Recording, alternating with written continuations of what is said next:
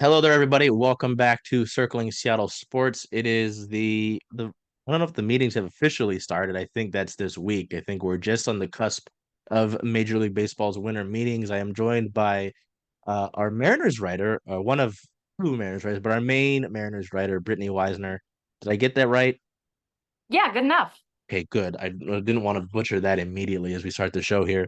The goal that Britt and I had is to sort of, the MLB offseason until we get closer to spring training can be a dark, boring, and sort of lifeless time, especially for Mariners fans. So we wanted to kind of bring different topics and discussions on a weekly basis to you, just to kind of keep that rolling. It would be great if we got more of the whatever podcast that Divish and Jude do, because I love hearing those two go at each other. But they don't Hmm. do that much either. So we wanted to, do what we can with what we know. And hopefully, throughout the weeks we'll hear something big in terms of additions. And that's where we start, Britt. With all Yeah. we have is rumors. We don't have anything substantial. The only team that's done anything free agent wise is the Angels, which is intriguing. Hmm. um, I'll use that word and I'll be To say the nice. least. Um, so the first one, and I think you kind of put your thoughts on the lovely internet about it. Hmm. There was a report that the from a friend Adam Jude with the Seattle Times that the Mariners had contacted the Philadelphia Phillies about infielder Alec Bohm, as it seems they want to move on from him. Um, but the initial asking price was either George Kirby or Logan Gilbert. I think I'm gonna try to not swear on this. We did our storm roundtable, and I did like went 45 minutes in before I said a bad word. That's pretty good. I did really good. Um, it's and again, I wasn't gonna use any of those words, but for lack of swearing, it was just incredibly ridiculous for Yeah. Philadelphia to start there unless you're packaging several players from that lineup. So, um, I Yeah. guess if you want to put more words into that about how ludicrous that is, Yeah. um, I mean, at that point, just say you're not serious about trading him. If that's the legitimate ask. And I think it is important to remember that teams know the Mariners have backed themselves into a difficult position with their budget and the holes that exist in their roster.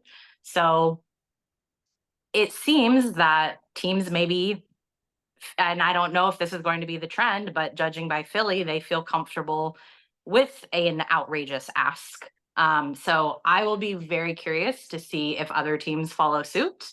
If they feel like the Mariners are so desperate that they would legitimately trade away Gilbert or Kirby. I think it's been made pretty clear that that's not happening. And also, the Mariners have huge holes in their lineup and not a clear path forward on how to fill those holes. So in my mind, it does set up an interesting precedent for how a lot of these conversations might go with other teams. And also, my question would be, okay, are they really that serious about trading Alec Bohm? There have been a ton of questions about his clubhouse fit in Philly. He had the whole "I hate this freaking place" incident. Um, I can't speak too much to what his clubhouse fit might be with the Mariners, but he's had essentially two good offensive months, maybe three, that got him an all-star nod, and then he's been fairly mediocre. So I certainly would entertain an Alec Bohm trade, but certainly not for Gilbert or Kirby. oh, of course, and yeah, I think there's two ways you have to put this into thought. This idea of a potential, move with Philadelphia. Are they serious? Yeah, because it's like at the end of the day, as average or mediocre as he has been, he's better than what the Mariners have had at second base, unfortunately. Absolutely. It's another like, hey, what are we gonna do here? And there have been reports that the Mariners would be fine, slotting in a platoon. I know people don't like hearing that word with the Mariners, of Dylan Moore and or Ryan Bliss um at second base. And I think that's fine. I mean, that's serviceable. Yeah. not Scott. But because Dylan Moore's fine. I have no problem with him. I mean, it was really cool to see him win the Gold Glove award at the utility position. He had his like Linsanity run in the early part of the year where he did have some pop. And we know he's got power. He had a lot of time to play this past season, and he didn't show you he could hit decently on a consistent level, right? Like he'll have No, his his strong runs each season, yep. but you don't see it over a consistent stretch of time. And I would love to be proven wrong, but you can't go off of hope all the time. Like you can think that guys are going to take jumps, but with especially how bad that second base position has been, right? I think you're sick of it. You want to proven if it becomes available. If nothing's available realistically, you just have to. I'd go with that. That's fine. Everybody loves Ryan Bliss. Like I love his story, but uh, he looked overwhelmed with fastballs last year, Yeah. late into the season, Yep. right? And um, Divish has said this before. He doesn't have the arm for anything outside of second base. No. Like the end of the season, Jorge Polanco was really banged up with his knee, and the thought was that you could put Bliss out there because he'll stop the ball at least.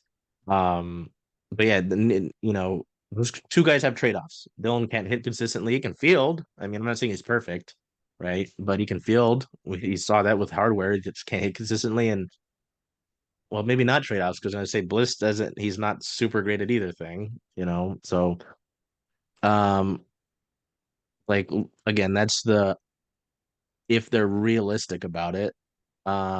If there's a mine where you can't actually get them, I'd be fine with it. I mean, maybe it is a change of scenery, as you mentioned. He had the well chronicled incident where he didn't like being there in the moment.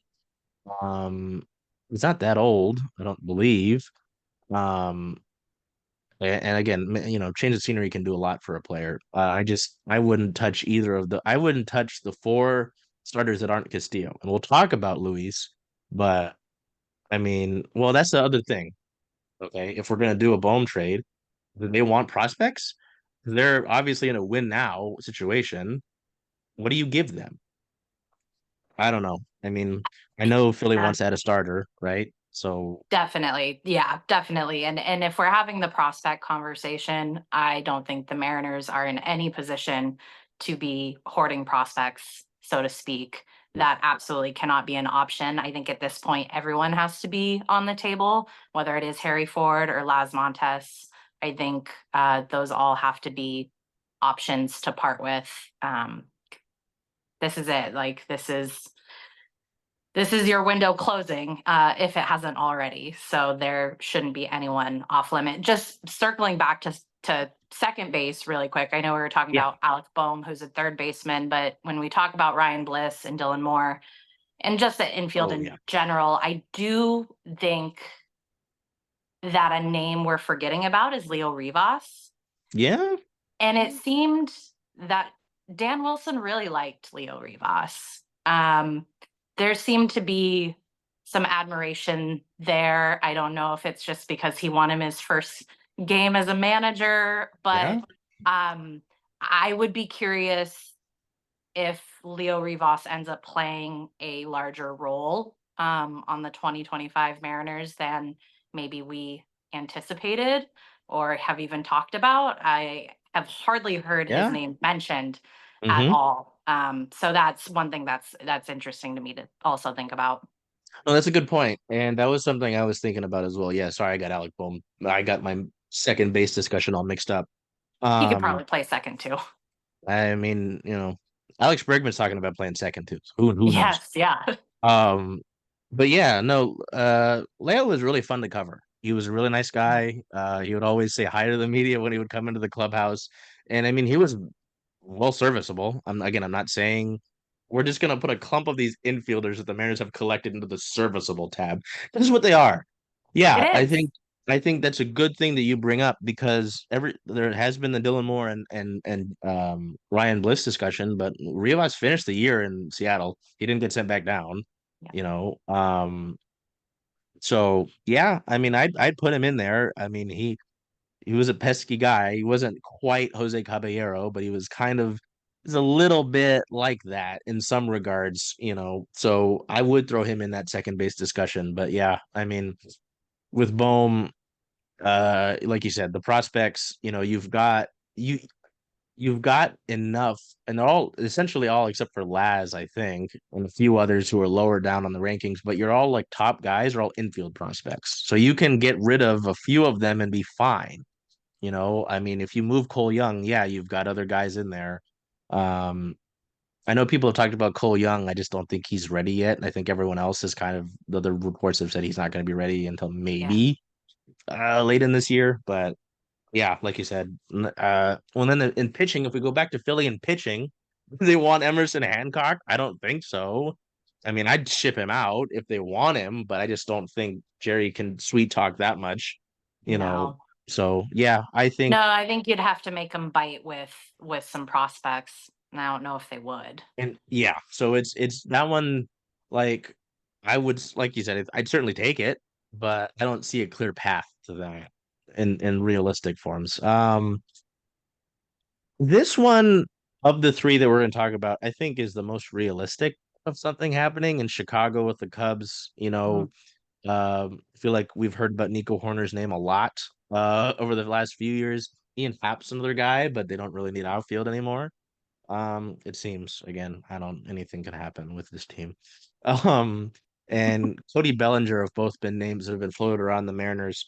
Some people have thrown Isak Paredes in there, but I don't, from what I understand, like you might have heard about this as well, but I don't think the Paredes and the Rosarena families get along well. So I don't That know if they will reunite those guys on a team again. And that's he what didn't it sounded perform that like. well with Chicago, right? So there's like a double negative there with Isak Paredes. So I would just ignore that if I can. Um, yeah, what are your thoughts on this? Because we chatted a little bit about this in the beginning, but Bellinger's a shorter term deal, but he's a good amount of money. Yeah. Lord knows the Mariners don't have an abundance of that. Yeah, So so Belly's owed 27.5 million in 2025. Um, and if we're going off Jude and Divish's reportings, I think it comes out to about 15 million that the Mariners have realistically to spend. So if Cody Bellinger is a conversation piece, I'd imagine you are somehow finding a way to um, shed one of the Mitch contracts, at least. I don't I don't know how much smoke there realistically is around Cody Bellinger for the Mariners. I do know that there's been quite a bit of smoke around Nico Horner and the Mariners, and potentially a three-team trade because the Cubs are going to want major league talent in return. And I think the White Sox were thrown into that conversation as well. I I can get behind a Nico Horner trade if the price is right. yeah. I love the strikeout rate, super low strikeout rate. This team certainly needs that. He's good defensively. I think 10 outs above average in 2024 at second base. He slashed 273, 335, 373 on 2024, which was actually his lowest of the last 3 years. So that's a Oh, 708 OPS. And that wow. was his worst year of the last 3 years. So I it's certainly better than what you have, than our quote unquote serviceable options. The price The would have to be serviceable right. bin. Yeah, the the bin, the pile. The price would have to be right. He is due 12 million in 2025. So again, if you're looking at that and the Mariners have 15 mil to spend and they still have to go find a first baseman, um, if any of these things are going to happen, it feels like you inevitably have to shed yourself of one of the Mitch's contracts. Yeah, and I want to touch on a few things because Lord knows you make some great points, and then I have to sit here and I have to recount what I remember. Defensively, I know one of the knocks. We're gonna go back a little bit. I'm not gonna revisit it, but just a point with Alec Bohm. Am I crazy to think that I'm almost okay with anybody you acquire in on the infield being bad defensively or okay or just mediocre? because I feel like Perry Hill is the Jesus of infield and can just fix it. I'm not gonna say he's gonna make you a Gold Glover, but he's certainly gonna make you not suck as much unless you're The Luis Perry Urias. the Perry Hill effect is so incredibly real. I am a full-on believer of that. If there was a church, I would attend that church. I absolutely subscribe to that theory So wholeheartedly. you see what I mean when I say like I read knocks on Bohm's defense. I'm like, Hmm. if you're gonna get the guy, I don't care if he's bad defensively. Yeah, Perry Hill will fix him. He's an athlete. Unless there's something with his shoulders I don't know. yeah. Like I think he'll be fine. With Urias, God, I remember watching one of the I was at one of the spring training games and I saw the throw and I was like, I played center field. I think my arm was better at the time. And don't come back and be upset at me about any of these things. I know I wasn't a good athlete. You can look me up. I know I wasn't good. I'm not dunking on anybody. I'm just saying that's how well and everybody knew it was bad. It got better and he made some okay plays when he did get time, but that's what I'm just saying is like if there's any of these knocks on these infield guys defensively, I don't care. Like unless they're really old and their arm like has exploded, sure, then it's reasonable. But that's why the Bohm thing, I remember reading that. I was like, who cares? Perry Hill is here. That's all that matters. Absolutely. Yep. But yeah, I don't know. I mean, and I like that you mentioned how Horner's numbers were, you mentioned a pretty solid slash line, and this, oh, that's like his lowest year, the last three. Because with Bellinger, I mean, I don't know. Cody Bellinger was a fun player to watch when he was good, and didn't like seemingly have the yips at the end of his Dodgers tenure, right? Yeah. Um, but I mean, his numbers the last few years have just not been great. You know, Lord knows that the Jerry DePoto regime loves players who can play everywhere, and he can play the outfield. He can play first base, just like Luke Raley. You know, um, I just feel like it's not a great option, but in my heart, for some reason, I feel like that's what we're gonna get. Like I feel like somehow they'll do the roster like the money dump where it works for Seattle, and we'll get Cody Bellinger, and we'll have to be okay with it. You know, but yeah, no, the White Sox thing is interesting because they have moving pieces as well. There was I believe this is Morrissey, which I know we can only take so much from John Morrissey. Um, where the White Sox are getting increasingly close to a crochet trade. Yeah. And that'll probably happen during the winter meetings and how probably doesn't shake things up to where it matters if there were to be a three-team deal with Seattle. I don't think.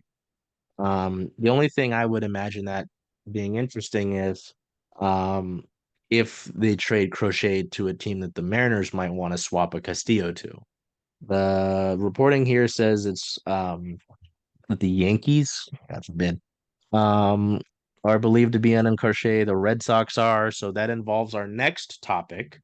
Um, the the Reds are also viewed as a real threat. That's fascinating. Um, Okay, Cincinnati. Boston and the Mariners have been talked about in terms of a trade for the last few years since they've been looking for a starter. Um, yeah, did you mention that, Britt? Was it Tristan Cassis was floated to? I think it was the report was an American League team, and it would make a lot of sense just if that was Seattle. Um, Yeah. And with the report dropping as of, I want to say half an hour ago from hmm, Alec Spear of the Boston Globe reporting that the Mariners are saying they are open to listening to offers on Luis Castillo. I'd imagine that if those conversations are legitimately happening, it would be around Tristan Casas.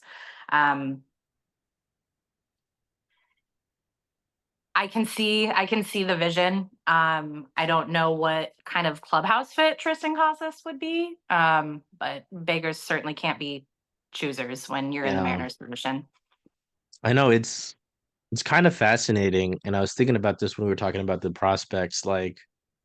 Normally a team that's got a lot of offensive like of player prospects like you should be solidly set up for the trade market. Um in terms of the teams who seem to be listening on players that the Mariners want, they don't really want those guys. It's like it's just funny how things have worked out for this franchise. And I know a lot of people have a lot of thoughts on this franchise and how things have worked out and how maybe they deserve it, but I can't sit and wallow about things. If I sat and wallowed about things and I had to go through 162 games a year, I don't think I'd be here still. So, yeah, no, I mean, we've just heard so much about Boston and Seattle from a trade perspective in terms of the pitching.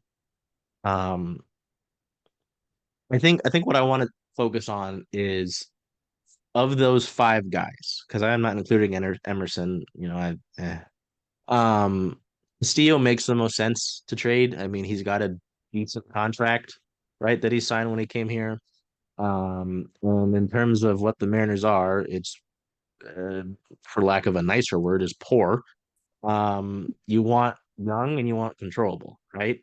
Yeah. And the other guys are that at the moment.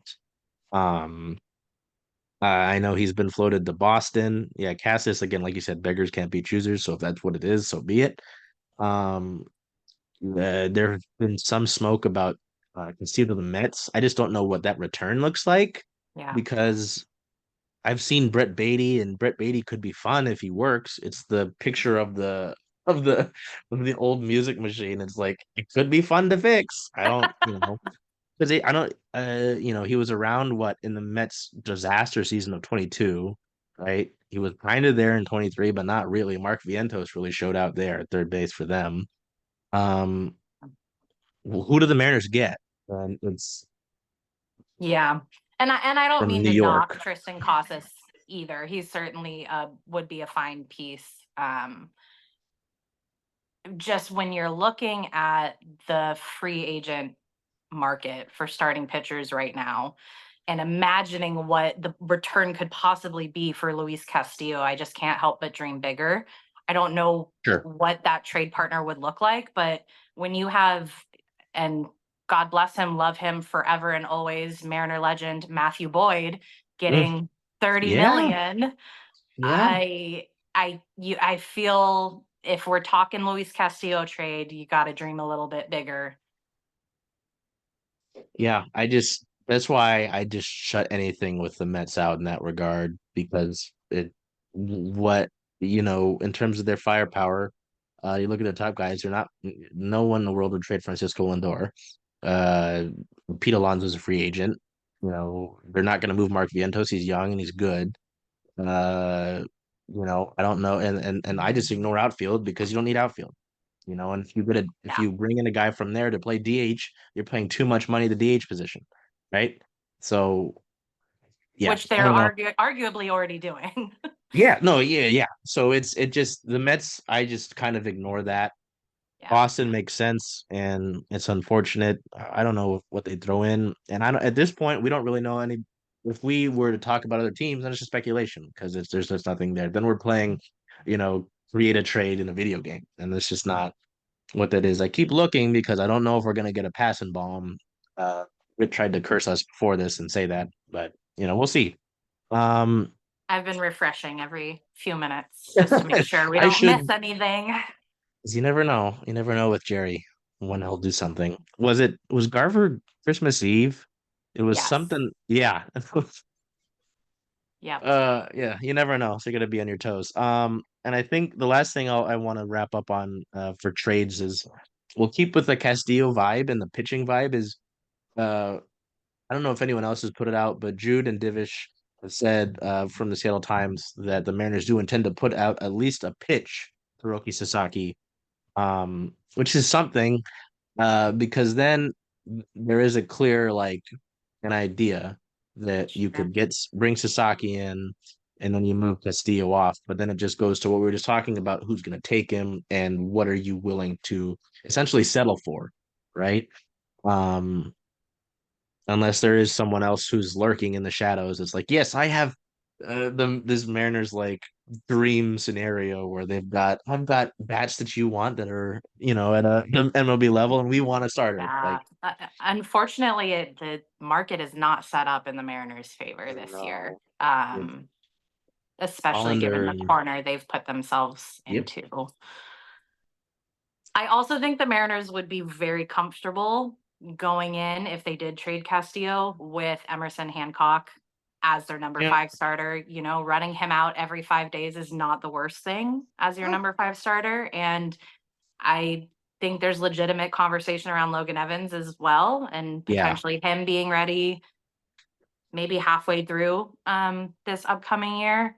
So if I don't know that necessarily you have to look at a Roki Sasaki if sure. you're moving off of Castillo. I think they'd be perfectly fine going Emerson Hancock, Logan Evans, and whoever else they can plug in there.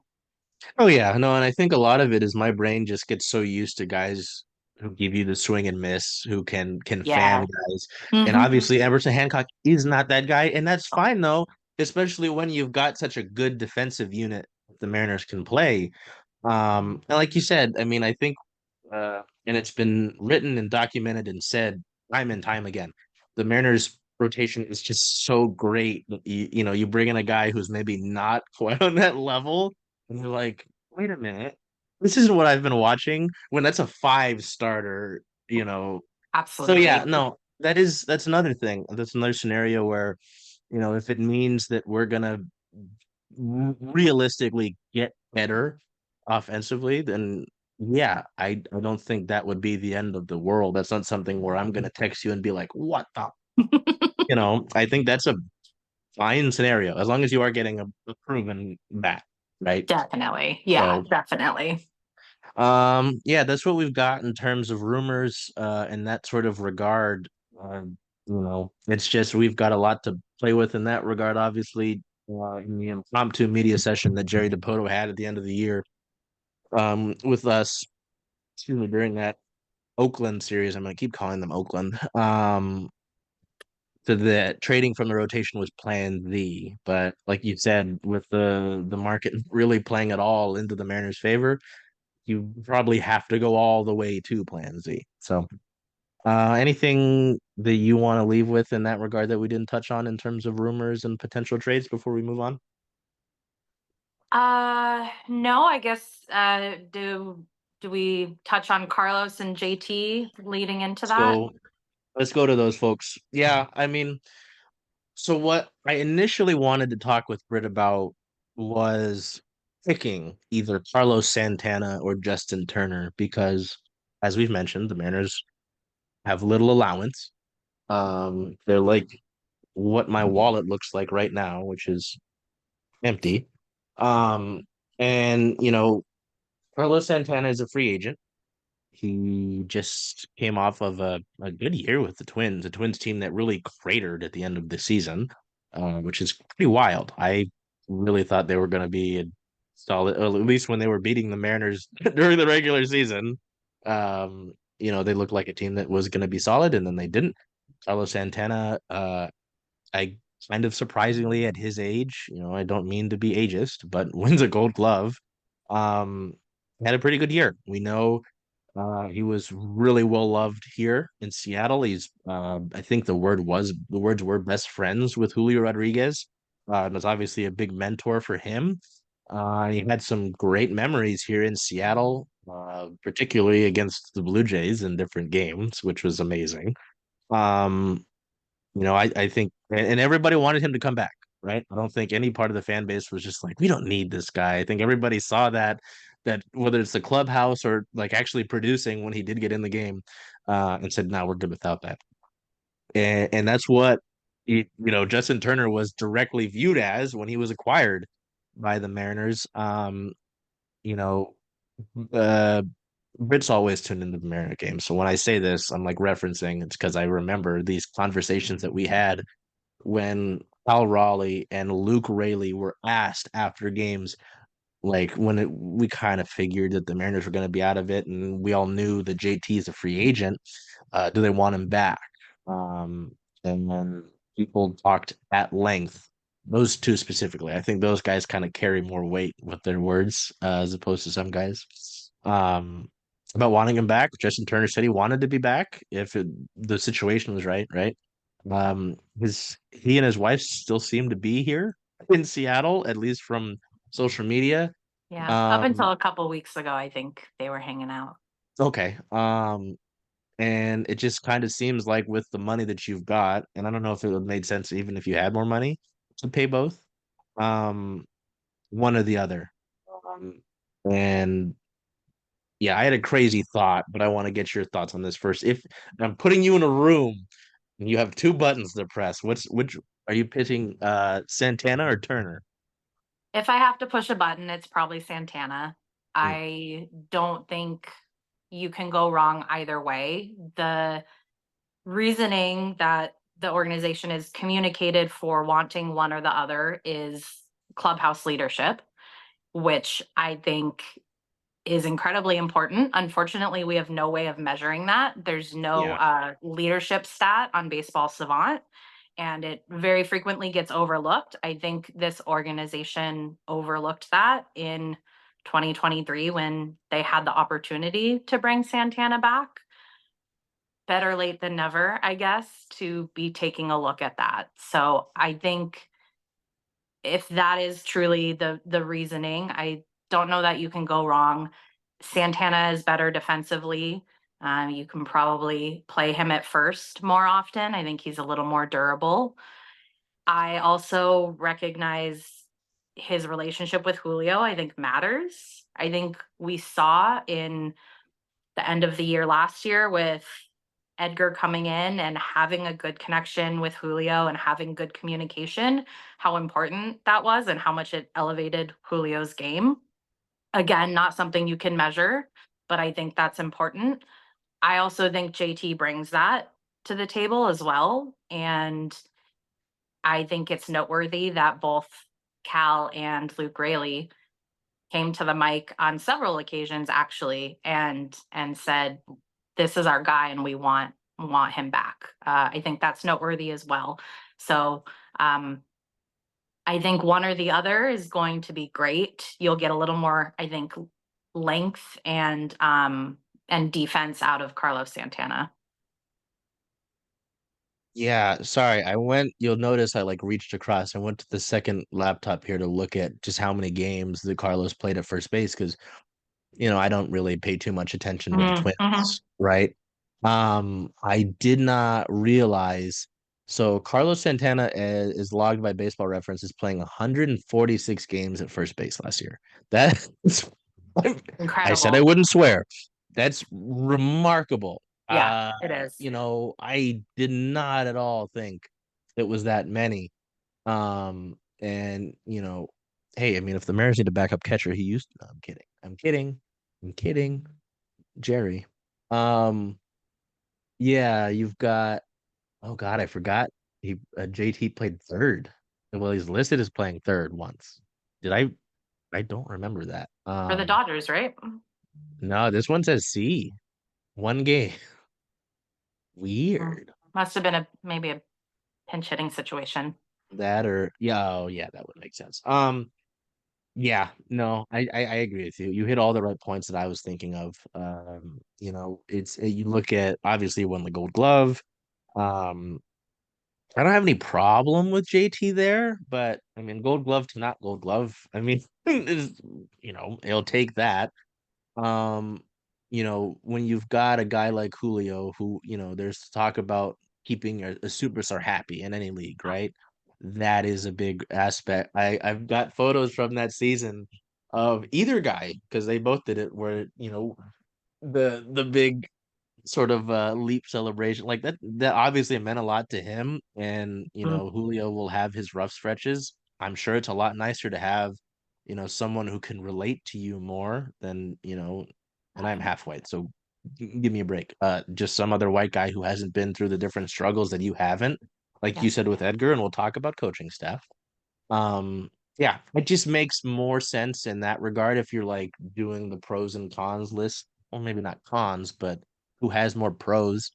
And I even remember Kate with Lookout Landing asked JT, he was coming off after the Perry Hill infield drills, whether it's the one with the bucket or they were actually just getting infield practice in.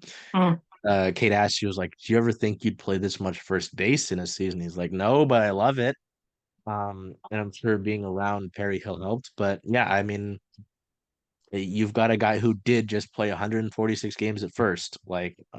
You can throw some Luke Rayleigh in there every once in a while and give him a more of a break than playing 146 games. Yeah. Yeah. Um, Yeah, I just think that makes more sense. I mean, don't get me wrong, JT's loved around there. But Carlos, same sort of thing. My freak idea, I was telling Britt I was up late last night, I couldn't sleep, and I was thinking about this part of our discussion. Was if you could have both. Can you imagine if you could have both? I mean, just you could arguably have those two kind of split first base, and that's a better platoon than, a lot of situations you've got. You've got two guys who are winners, who have, you know, that would be great. But, you know, You could have both. I'm asking, where did the Mariners find this money yeah, suddenly? And exactly. is there more of it? So yeah, that was I was daydreaming, I guess. Or maybe not daydreaming, but I was too hopeful. Good to Kate also dream. told me that being hopeful around the Seattle Mariners is a dangerous thing. She's very right. Hope isn't a Um, strategy. no, no. So yeah, I think Carlos, I don't know how many other arguments against him are, because there are checks for JT, but there are just a few more checks for Carlos in that regard. So yeah, Agreed. that makes sense. Then we'll go over, and you brought up a great point with talking about Edgar and Julio. We'll talk about the coaching staff. The Mariners did bring in Kevin Seitzer from the Atlanta Braves to take over the hitting coach position. There's no offensive coordinator this year, as well as bringing over Bobby Magallanes from the Braves as well, as the assistant hitting coach. Um, but I think, and Britt agreed with me on this one when we started. The biggest news of all of this was that Edgar Martinez will stay on the staff in a hybrid role. Essentially, it just sounds like it means he's not going to travel. Keep him around home more, keep him around T-Mobile Park, which I think is the biggest thing. When the Mariners have had hitting struggles in the past, when I had less of a baseball mind, I mean, since I've started doing this, I obviously have to know more. I can't just be a fan and have fan knowledge. Some people do that. Sorry, I had to get that point across and be angry about that part. But if you look at the numbers when Edgar was the hitting coach here, I mean, they were pretty good. I mean, they weren't the best in the league each year, but they were a lot better than what we've seen. Um, and it was just so big, I'm sure, to have Edgar around for a guy like Julio, and for some of the other guys. Randy was a guy who didn't necessarily bond with everybody when he got here first, and I can say that as someone who was around him in the clubhouse, but I'm sure Edgar will help over just another, American born player, right? So, Definitely. you know what I mean? I think that's such in an off season that's been so quiet, and for a team that hasn't gotten a lot of wins and bringing in coaches the last few years, I feel like that is a big win for them to. That's the dream scenario. I think we were been talking about that, or others were talking about it as the season wore down. Is he coming back next year? And it was probably only if he didn't have to travel, and that's likely what we got here. What do you um make of Edgar? And then I don't know how many thoughts you might have on Kevin over here.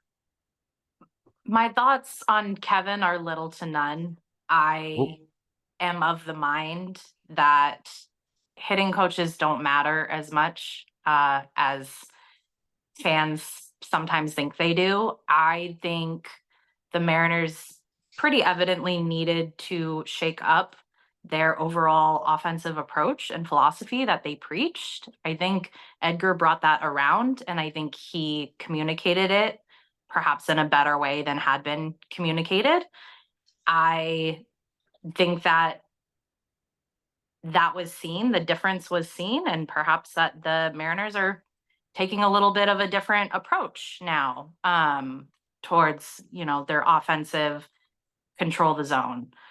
Um, I don't know that this hire of Seitzer is anything to get excited about. He's certainly a well-respected individual.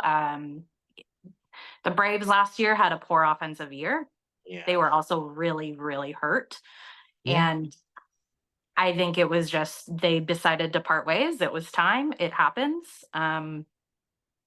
the coaching carousel is always turning, and for a reason. So I completely agree. Edgar was the most important piece of that. I think them seeing that and recognizing that and saying, okay, let's look at how we've been approaching this, and how can we do this differently, and how can we communicate it differently. I think that's the most important thing. And if they keep on that path, knock on wood, I think we'll see the second half, second, third, last third Mariners Sure. more than that first half or first two thirds. Uh, yeah, it's all in the end going to start and end with Julio, really, if we're being completely honest. It doesn't Yeah. matter a whole lot of who else they hire on the hitting. Uh, Edgar seemed to be his guy. They got his guy back. I think that's the most important thing. Yeah. Again, you make points and it makes me think of things. I don't say it in jest either. So if you ever see me put it out there, I'm not making fun of it. Britt has a thing that she will say during these games where there's runners in scoring position and Yes. it's base hits are fine. And Yes. that didn't seem to be something that the Mariners were okay with. Hmm. Outside of that last third, what and you can tell me what you think about this or if you thought it as well. What's remarkable to me, or was in the moment, about the Mariners and bringing Edgar at the end of the year and Dan Wilson, was how things like was uh hitting the ball, driving the ball up the middle of the field, or in some of the more basic, at least to me, I thought they were basic. Um, like thought process about hitting were Yeah. emphasized, and I was like, what were you guys doing before? You weren't doing these things? Like, I think we saw sacrifice flies become more of a thing with the Mariners, and I was like, how is this? These are basic Absolutely. things. You, Yeah.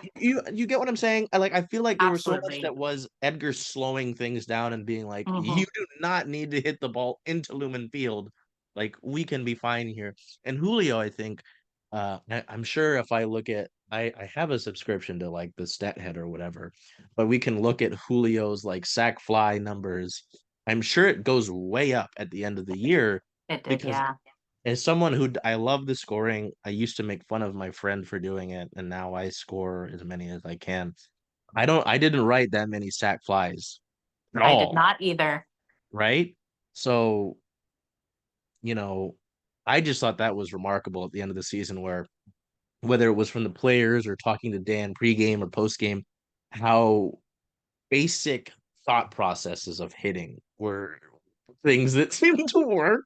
It's like what were, as you said, they needed to get out of whatever the hell they were doing in the past, because I'm sure if you throw a few sack flies in 21, uh 23, and then this season, they make the playoffs all of those years. Am I wrong? Because you've come a game No. short in all of them, right? A few sack flies here. So Hitting yeah. is really, really hard. Yeah. And the more complicated you make an Ooh. approach, the worse it's going to go. Yeah. And I'll I'll never forget, I think it was after the dreaded 54% Oh. uh, press conference, and Divish made a comment on, I'm not sure what podcast, it might have been a radio spot, that Jerry sometimes thinks he's the smartest guy in the room and Oh, I remember that. likes Yeah. to make sure people know that. And I wonder how much of that might Hmm. drip down a little bit Huh. into, we are the smartest people in the room and we can tackle analytics like no one else. You know what that Yeah. works really great for is pitching, and they do Yep. it so well. And a Yep. big part of that is they have Pete Woodworth to communicate that stuff. And everyone says he's an incredible communicator. You Hmm. know what being the smartest person in the room and looking at things too analytically is not good for is hitting. The simpler you can make it, the better, always, every time. So um, if they can keep on with that approach, I feel encouraged, maybe naively, I'll admit, Sure. Hope perhaps is naively. dangerous. It is, it is, it is. But I think, yeah, Edgar's the most important part of all of that. Yeah, no, I just like you said, in that regard, pitching is will help you. Hitting, well, that was the thing. Um, I remember when the news about Brant Brown being fired came about. A bunch of us went and talked to Mitch and Demo. And throughout the year, you well, throughout the like weeks following that, we would talk to some of the different players. And since it's still somewhat relevant, and it's not like you can go to each stall and everybody's either there pregame or willing to talk about them. We kind of had to piece that together to get a general sense. It seemed like it worked for some guys with Brant Brown, and it didn't work for others. Yeah. I'm sure that means it was too, like, oh, I almost swore it was too complicated. Like, so yeah, no, I mean, this has no importance. But at least when I stopped playing baseball, I could field really well. I was athletic. I couldn't hit because it got too complicated. Like there was just too much for me to think about. And then by the time we're gonna get up, we're standing. I have a bat. Hold on, this is gonna work. We're getting in full demonstration By mode. the time that I was up at the plate, and like you say, like Divish says this too. Divish, okay, I'll use my one swear. Yes, yes, The I know where Mariners you're going with this. have a lack of fucking talent, and like you said, the hitting coach can only do so much. This was also a discussion, and I can also use my bat for this. Once I get into the box, Mhm. I could be told everything about hitting. It doesn't matter if I don't either like if I don't put it into play, I don't it's instinct at that point. I just had too much in my head, and so I'm just staring at a fastball inside, and then I'm done. I'm walking back. I'm like, well, maybe I should stick to soccer where I can just kick things. So Yeah, yeah, I thinking mean, is a hitter's worst enemy. You thinking is for practice and for the batting cage. You cannot be thinking in the box. And I do think the Mariners were preaching that. They were talking a lot about thinking about the count and mm, thinking about fielder positions and where the runners were. Where were they in the game? Were they behind how many runs? Were they up by a few runs?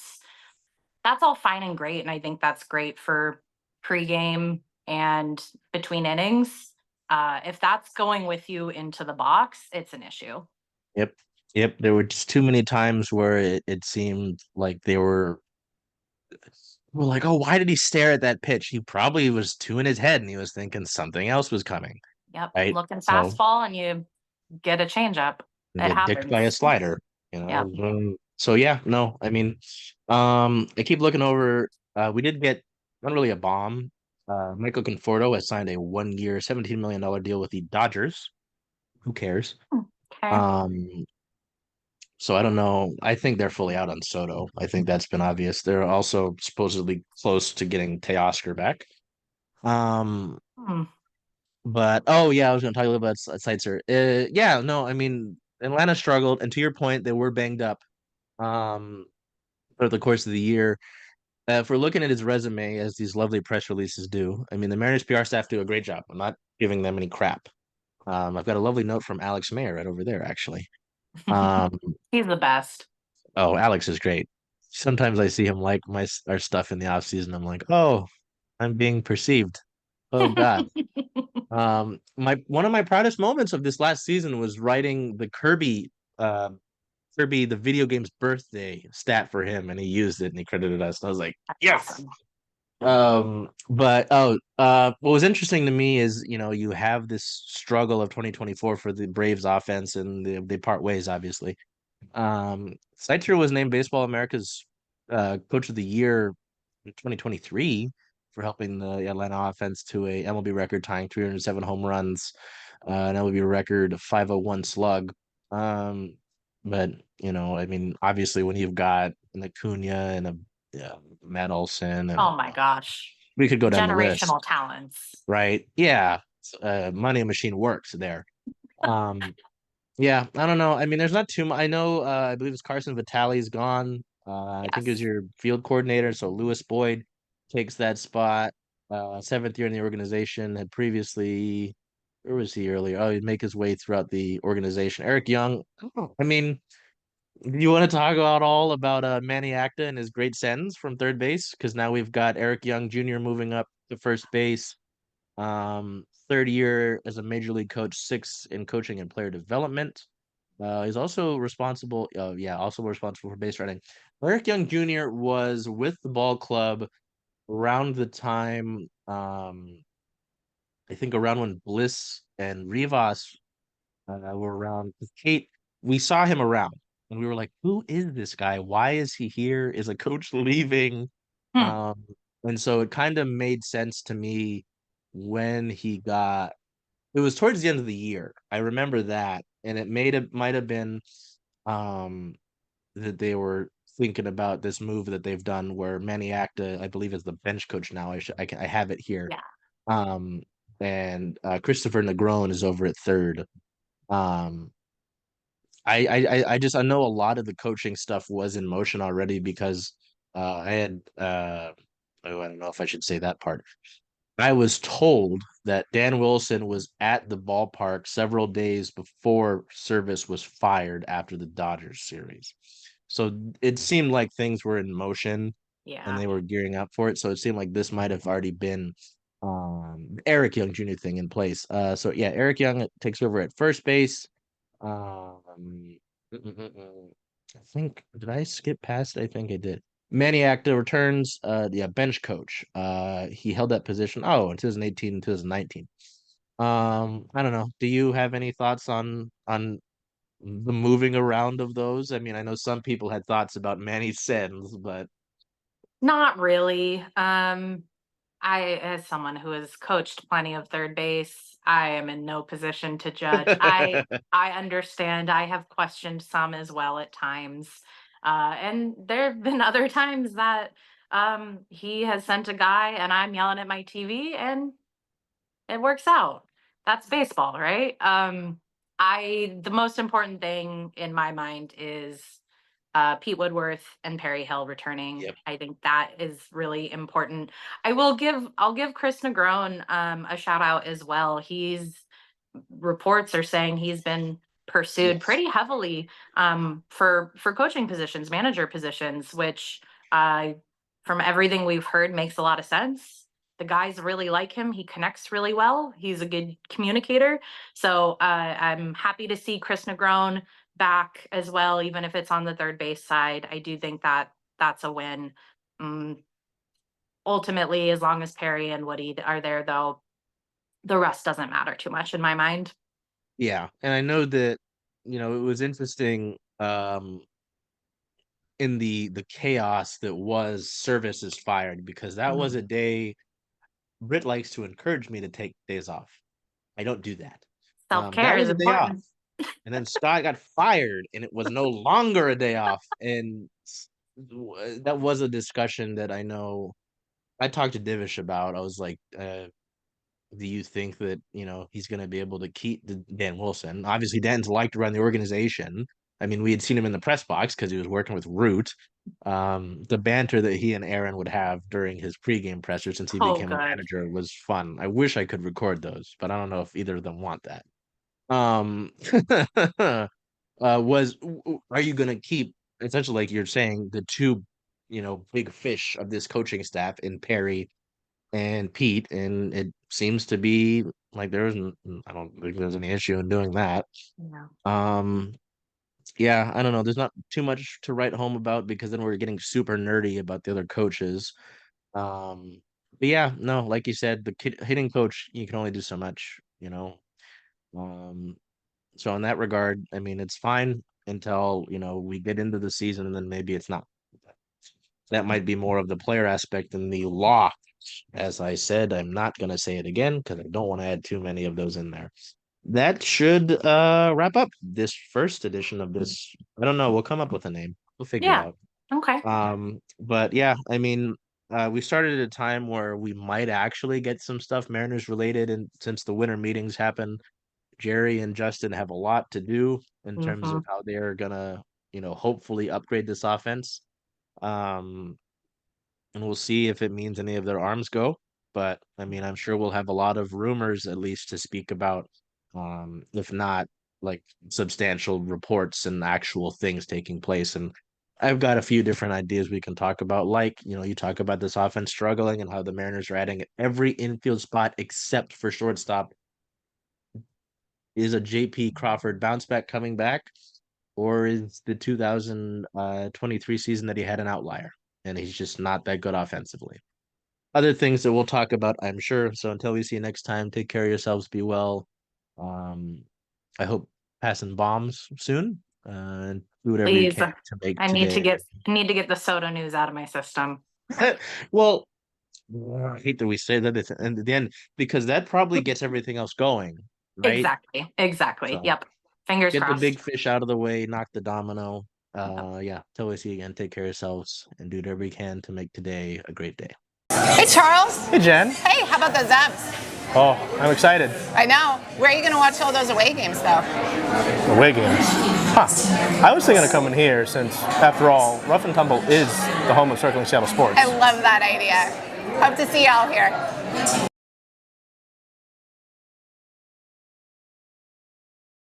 Hey, everybody. Charles Hamaker here from Circling Seattle Sports with Jen Barnes from Rough and Tumble. Jen. What is Rough and Tumble for Circling Seattle Sports? Your home. The home for Circling Seattle Sports. I like it. Let's do one more take, just a little bit. Mix it up some. Hey there, everybody. Charles Hamaker here from Circling Seattle Sports with Jen Barnes from Rough and Tumble. Jen. Where's the home of Circling Seattle Sports? Right here at Rough and Tumble.